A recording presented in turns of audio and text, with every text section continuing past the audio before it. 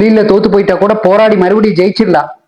ஆனா உன்ன மாதிரி தப்பான வழியில போய் வாழ்க்கையில தோத்து போயிட்டா வாழவும் கூடாது, நீ வாழ தகுதியும் இல்லாதவ. வாழ்க்கையில தப்பான வழிங்கிறது ஒன் வே ட்ராக் மாதிரி, திரும்பியும் வர முடியாது, வரவும் கூடாது.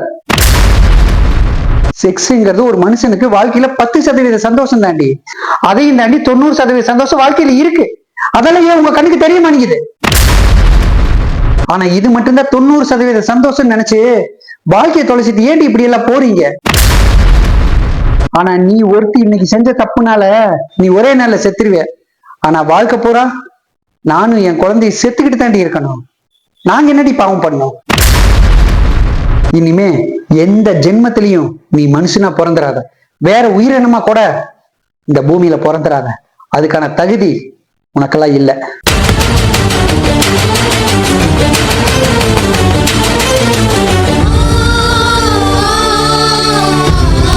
இணையதளம்னு வந்துட்டா தப்பான 10 நாளைக்கு வலைய போறத செய்வானுங்க. நம்ம தான் சிக்காம வரணும். நல்லதை பாருங்க, நல்லதை மட்டும் செய்யுங்க.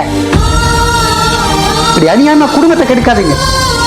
நீங்க போறம் இல்லாம உங்களுக்கு பின்னாடி எத்தனை பேர் பாதிக்கப்படுவாங்க அப்படிங்கிறத கொஞ்சமாவது நினைச்சு பாருங்க.